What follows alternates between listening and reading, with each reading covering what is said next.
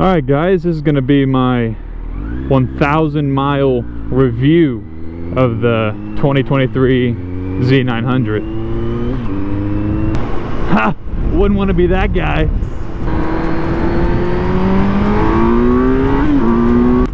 So yeah, I'm up to 1,200 miles on the bike, and I just thought I'd do a little video of how my experience has been for anyone wanting to potentially buy one. So far, the first 1,200 miles have been absolutely amazing. Zero issues, loved every second of it. But, of course, to every bike there will be pros and cons.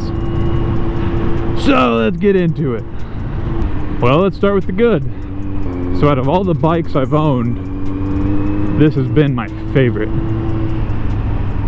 It's the smoothest.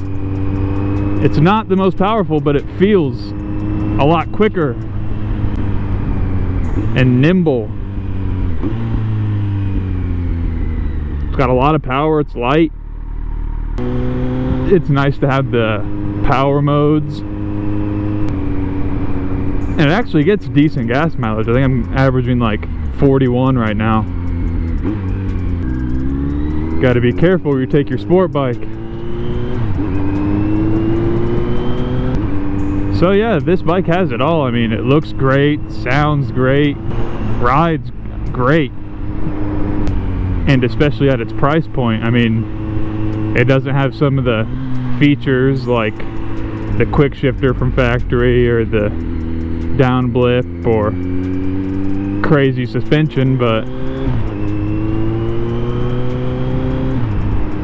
when you want to upgrade to those things, you of course have to pay that price tag, and I think this bike is the best bang for your buck. You're getting the most bike for the price. This bike is also great for like all types of riding. I mean, it's got a lot of power down low, it's got power up top, mid-range. You could use it as a highway cruiser or zooming around the city. I mean, it just does great everywhere. This thing feels awesome through turns too. So if you're going through the twisties in the mountains, it'll do great. But that'll bring me to my cons list of the things I would change. So I gotta be careful with my cons list, because a lot of things could be put on it, but it's pretty subjective. So like, if it was me, I'd say the mirrors, pretty ugly, gotta go. The big ol' exhaust, ugly, gotta go. But I'm not gonna go into cosmetic things I don't like, which there are not many. So if you've watched any other videos about these things, you'll probably hear some similar complaints. The seat is not terrible, honestly, but if you're going for any kind of longer rides, it's gotta go. It's like you're sitting on a nice folded up piece of cardboard. Another big complaint is the stock tires that come on these. They kind of suck. Not the grippiest. I had the bike in low power mode. In second gear, I rolled onto it and it kicked on the traction control. Spinning ain't winning, buddy. Beach life.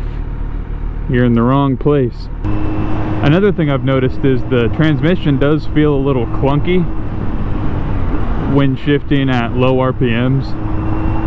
Like, talking like 4 to 5,000 and under. But I will say, the more miles I've put on it, the better it's feeling. So it might just be a breaking in issue. Dang, they're breaking the law. God dang, I didn't see that big old truck. Woo! God.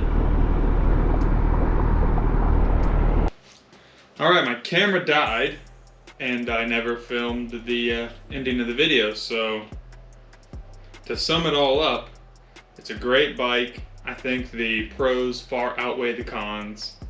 If you're looking at one, pull the trigger, it's awesome. Alright, that's all I got for you. If you liked the video, leave a sub, leave a like. See you in the next one.